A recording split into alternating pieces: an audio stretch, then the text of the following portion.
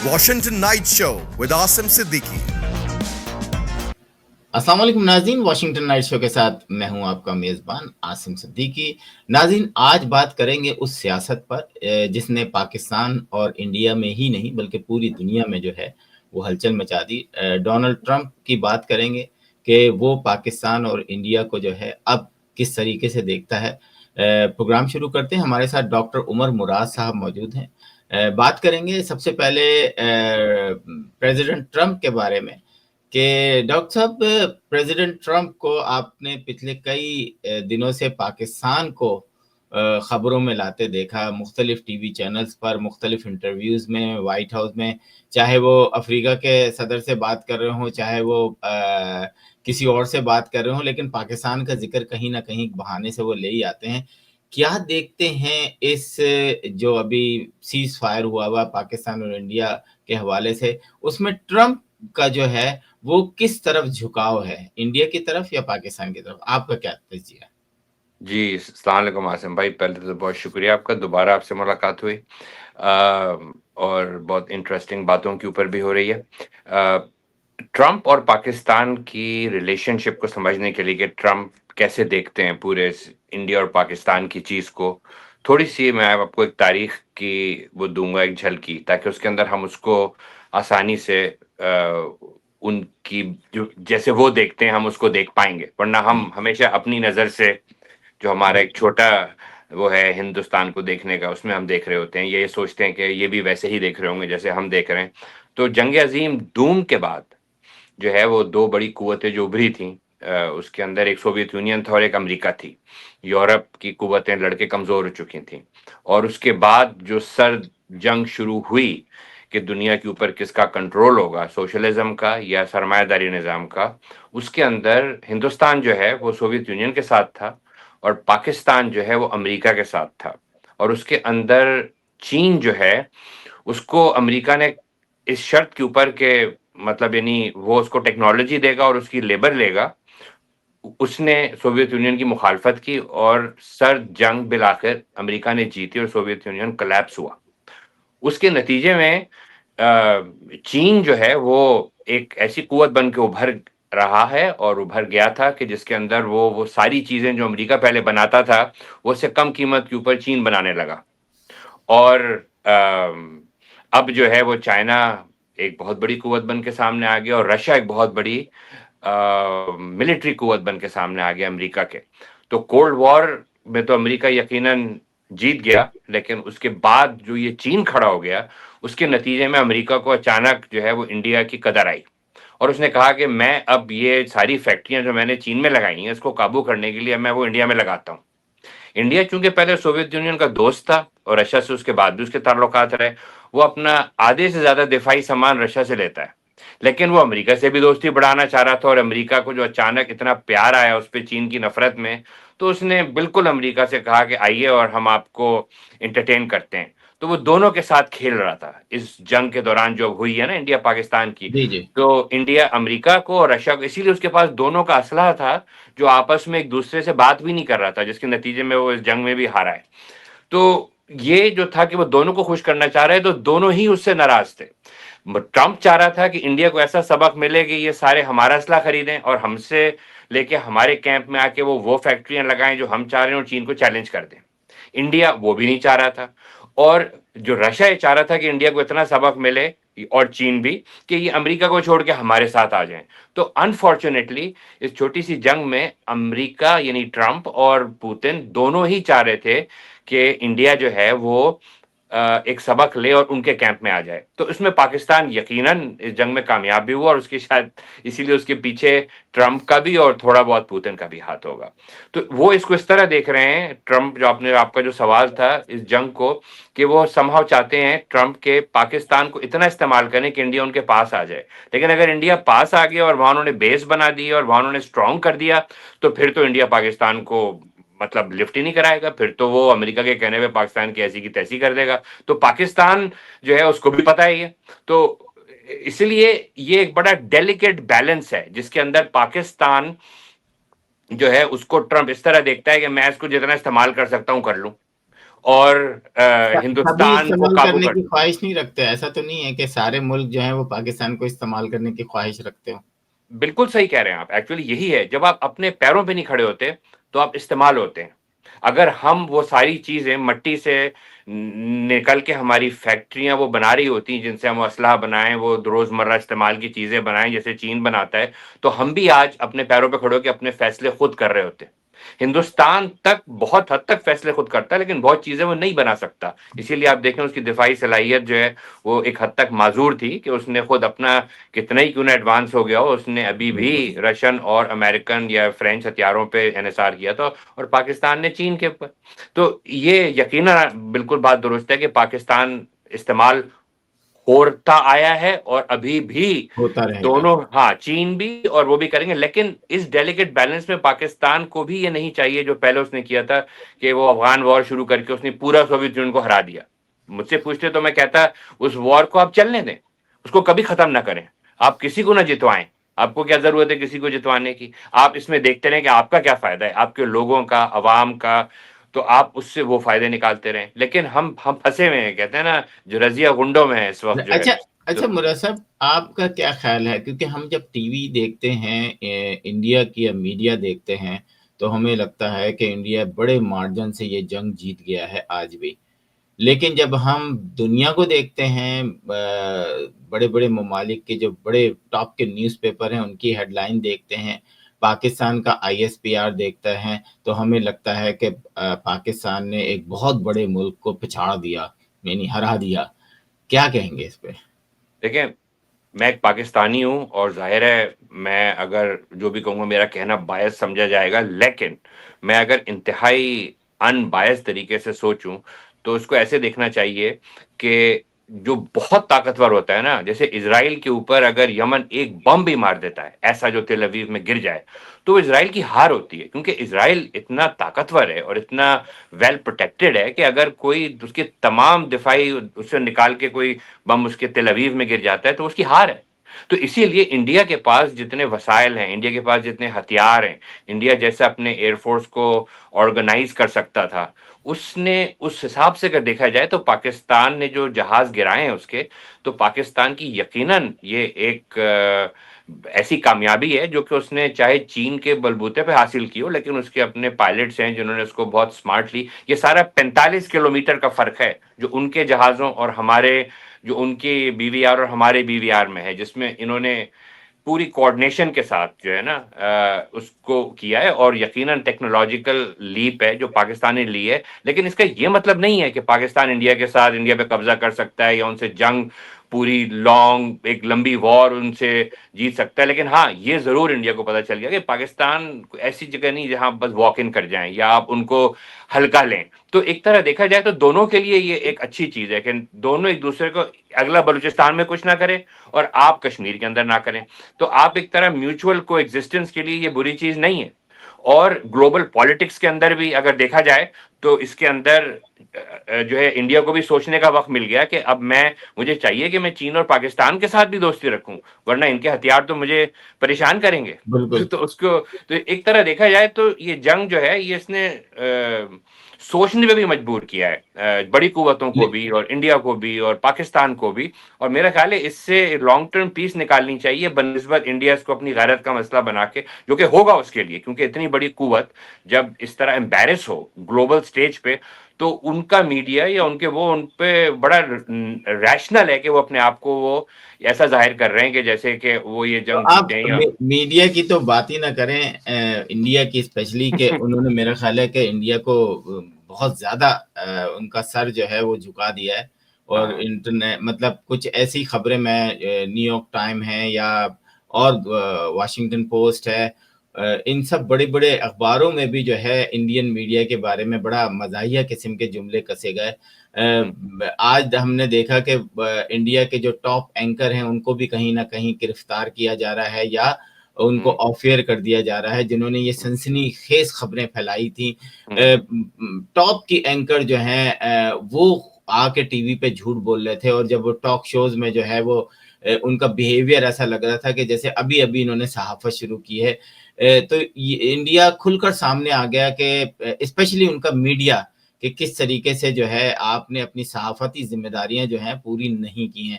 لیکن ہم پاکستان کی طرف چلتے ہیں. پاکستان نے اس جنگ کے بعد اب ایک خبر آ رہی ہے کہ جناب پاکستان کا جو ہے فوجی جو فنڈ ہے وہ بڑھایا جائے. تو یہ تو ویسے ہی سب لوگ وہ تھے کہ جناب یہ بہت زیادہ ہو جاتا ہے, اتنے پرسنٹ لے لیتے ہیں, اتنے پرسنٹ لے لیتے ہیں, تو اب بڑھ جائے گا تو کیا کہے گا. تو آپ کیا سمجھتے ہیں کہ واقعی اگر آپ کو جنگ لڑنی ہے, آپ کے برابر میں افغانستان ہے, آپ کے برابر میں سب سے بڑا دشمن آپ کا انڈیا ہے, ایران کے ساتھ بھی آپ کے کوئی ایسے اچھے تعلقات نہیں ہیں, کیا کہیں گے؟ دیکھیں, جنگ کسی چیز کا بھی حل نہیں ہوتی. جیسا کہ آپ یوکرین میں دیکھ رہے ہیں, یہ ایک ایسی چیز ہوتی ہے جو دونوں ملکوں کو کمزور کر کے چھوڑتی ہے, عوام کو خون میں لت پت چھوڑتی ہے. تو جنگ کے پیچھے کوئی سیاست ہو تو جنگ کی ایک سینس بنتی ہے کہ آپ اس جنگ کو کریں یا آگے بڑھائیں یا دفاعی بجٹ بڑھائیں. ان دا لانگ رن اگر ہم نے صرف اور صرف انڈیا نفرت میں اگر اپنے ملک کو رکھنا ہے اور وہ اس طرح کرنا ہے تو ضرور آپ مطلب اس کا بجٹ بڑھائے جائیں. لیکن حقیقت یہ ہے کہ جیسے میں نے آپ سے کہا تھا کہ اس چھوٹی سی جنگ سے یا پورے جو چینجنگ حالات ہیں کہ چائنا اور رشیا اسٹرانگ ہو رہے ہیں ایشیا کے اندر, ان قوتوں کے ساتھ مل کے, انڈیا کے ساتھ مل کے ایک بڑے تجارتی نیٹ ورک کے اندر گھس کے پاکستان کے عوام کو بھی کچھ دیا جائے.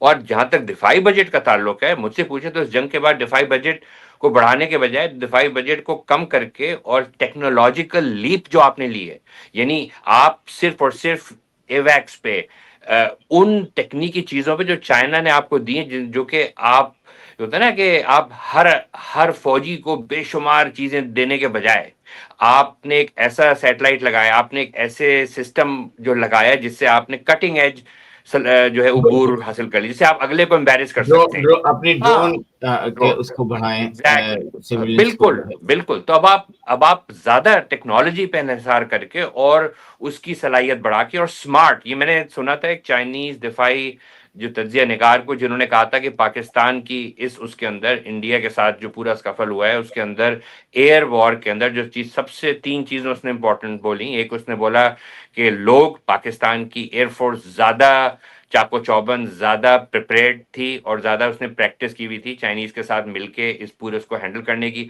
دوسرا پورا وہ جو نظام تھا جس سے اوپر سیٹلائٹ جہاز اور نیچے زمین, اس کے اوپر انہوں نے تینوں کا آپس میں کوآرڈینیشن, جیسے ڈیٹا کلیکشن تھی پوری کے ان کی دفاعی نظام کی اور ان کی ٹیریٹری کی, جس کی وجہ سے ان کو امبیرس کیا.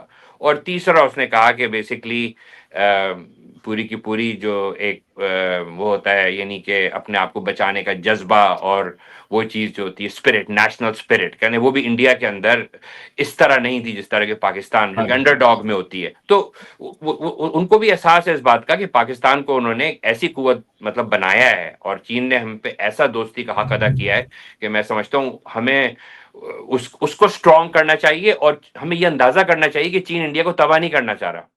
چین انڈیا کو صرف اور صرف برکس میں لانا چاہ رہا ہے اور اس کو اپنے فولڈ میں لانا چاہ رہا ہے کہ وہ اس کی فیکٹریوں کے سامان کو خریدے بجائے ان کو ریپلیس کرنے کے. اور جب وہ کرنا شروع کر دے گا اس وقت ہم انڈیا کے ساتھ اس پہ بمباری کی بات چین سے نہیں کر پائیں گے. اس وقت ہم کیا کریں گے؟ ہمیں لیکن آج یہ ڈاکٹر سوچنا ہے. صاحب یہ تو اس 2 جنگوں سے انڈیا نے اپنے فوجیوں کو اپنے مطلب جو فوجی ساز و سامان کی کھلی وہ دے دی ہے, ان لمیٹڈ بائنگ پاور, کہ آپ جو چاہیں خریدیں, آپ جب چاہیں خریدیں. تو یہ بھی, اور پھر پاکستان بھی جیسے اب کہہ رہے ہیں کہ جی اپڈیٹ, تو یہ تو چائنیز اور چائنا اور امریکہ دونوں سامان بیچیں گے لازمت ہے اپنی اپنی ٹیکنالوجی پاکستان اور انڈیا کو. تو وار تو بہرحال آپ نے بالکل صحیح کہا کہ یہ تو اکانومی کو آپ کو اور بڑا غرق کرتی ہے. ایکچولی اگر دیکھا جائے, اگر سیز فائر کرنا بھی ہے تو میں تو سمجھتا تھا کہ 20 سال کا سیز فائر کر لیں اور دونوں جو ہے اپنی اکانومی پہ جو ہے وہ صرف زور دیں, باقی چیزوں کو بھول جائیں. لیکن چلیں یہ سب تو خیر چلتے ہی ہوتا ہی رہے گا. ہم چلتے ہیں تھوڑا سا امریکہ کی طرف. امریکہ کے اندر ڈونلڈ ٹرمپ صاحب جو ہیں مسلسل لوگوں سے مل رہے ہیں. قطر سے جو ہے ان کا تحفہ لینا جہاز کا, جو کہ جو ہے ایئر فورس ون کہلائے گا. یعنی آنے والے دنوں میں آپ دیکھیے گا کہ وہ گفٹ کے جہاز سے امریکہ میں اس کا پریزیڈنٹ جو ہے سفر کر رہا ہوگا. امریکن میڈیا میں بڑا کنٹروورشل یہ سبجیکٹ ہوا ہے. باقی لحاظ سے یوکرین اور رشیا کے اس پہ جو ہے 2 گھنٹے کی جو گفتگو تھی، ڈونلڈ ٹرمپ کی خواہش یہ ہے کہ دونوں بیٹھ کے اس کو بھی سیز فائر کریں. آپ کو کیا لگتا ہے کہ اگر یہ ایک اور سیز فائر کرا دیا تو کیا ڈونلڈ ٹرمپ نوبل پرائز حاصل کر سکیں گے؟ مطلب اگر وہ یہ سیز فائر واقعی کرا دے تو میں تو کہوں گا ان کو نوبل پرائز دینا چاہیے، کیونکہ مسئلہ ہے کہ سیز فائر یہ آسان نہیں ہے.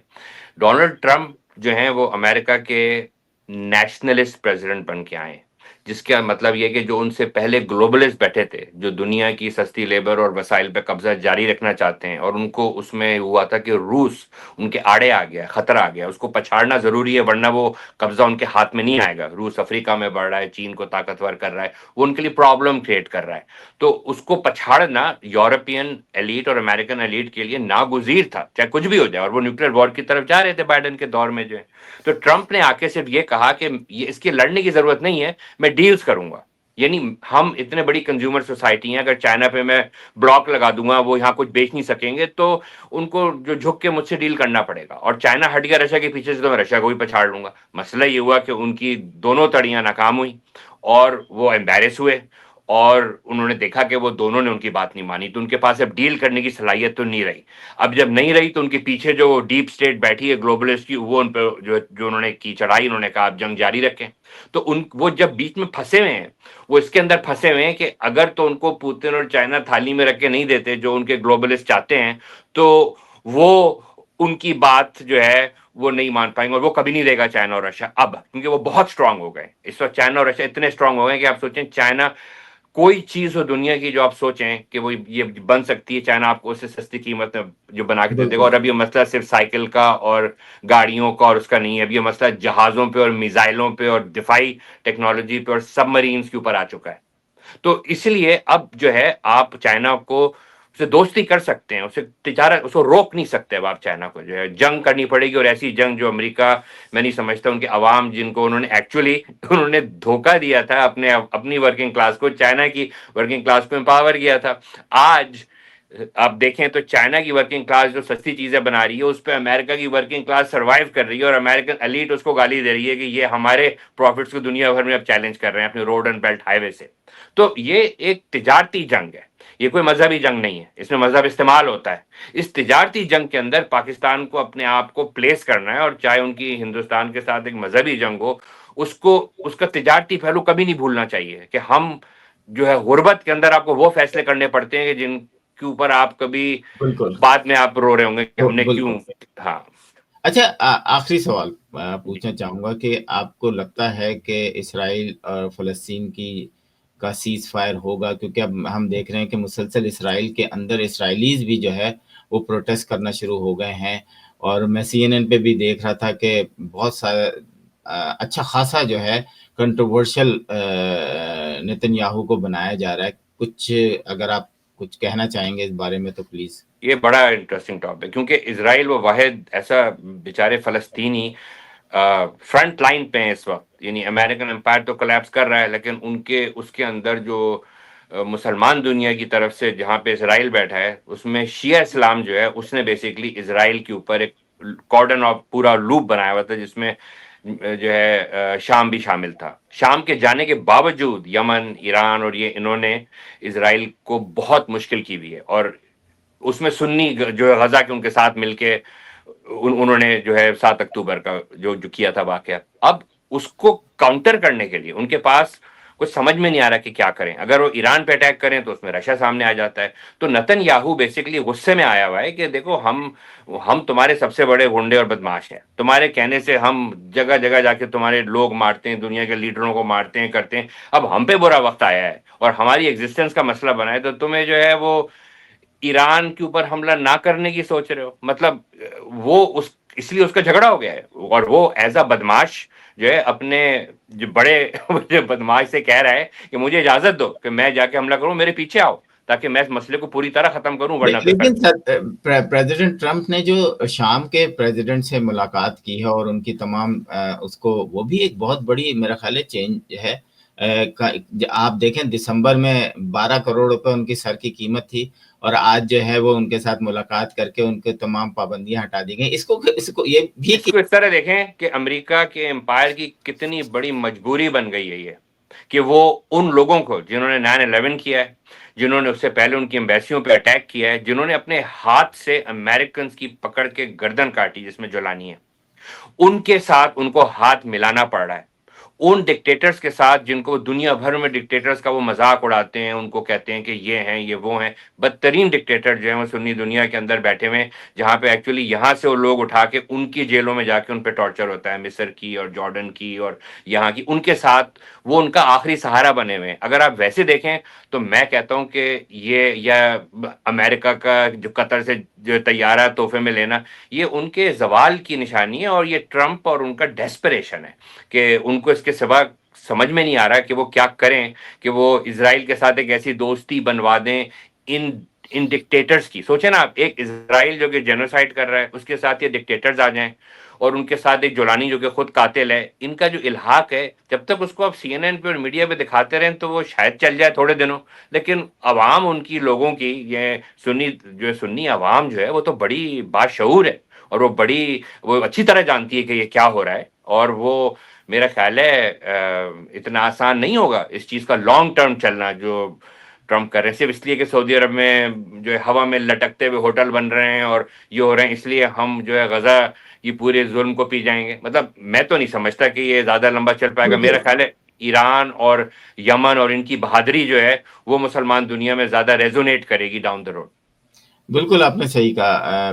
ناظرین, تجزیے پوری دنیا میں مختلف ہیں, لیکن جہاں ہم نے دیکھا کہ اسرائیل اور غزہ کا تجزیہ آتا ہے تو وہ یک طرفہ ہی نکلتا ہے. بہت سارے لوگ جو ہیں وہ ابھی بھی جو ہے ان جو روزانہ ہلاکتیں ہو رہی ہیں اس پہ غم و غصہ ہے, لیکن کر کچھ نہیں سکتے. دنیا کی طاقتور گورنمنٹ جو ہیں وہ یہ سارے کام کر رہی ہیں. تو آنے والے دنوں میں ایسا لگتا تو نہیں ہے کہ یہ پرابلم بہت جلدی سالو ہو جائے گی, جب تک کہ میرا خیال ہے کہ تمام اسلامی ممالک جو ہیں بیٹھ کے اس پہ فیصلہ نہیں کرتے ہیں, اس وقت تک یہ سب چیزیں شاید میرے حساب سے چلتی رہیں گی, اور ہم جو ہے صرف سوشل میڈیا پر یا پھر اپنے گریجویشن پارٹیز میں یا گریجویشن ایونٹ میں جو ہے وہ غزہ کے اندر جو ہے ہونے والے ظلم کو جو ہے وہ شاید جھنڈے کی صورت میں دکھاتے رہیں گے. عمر صاحب یہاں میں ایک بات آپ کی بات کاٹ کے بولوں گا, غزہ کے لوگوں کے لیے جو ہے غزہ کے مسئلے کو حل کرنے کے لیے میرے ذاتی خیال میں سنی ممالک کو جنگ بھی کرنے کی ضرورت نہیں تھی. نتنیاہو اگر صبح اٹھ کے اگر کوئی چیز دیکھتا ہوگا وہ دیکھتا ہوگا کہ سنی ممالک آج چپ ہیں کہ نہیں ہے میرے آج کے 100 قتلوں کے اوپر جو ہے. اگر بیک وقت تمام سنی ممالک کی طرف سے ایک کنڈمنیشن کا بیان آ جائے, اور یا حج کے بعد کہا جائے کہ آپ سیدھے یہ پورا کا پورا مجمع اب غزہ کی طرف چلے گا, تو آپ سمجھیں یہ جنگ رک جائے گی.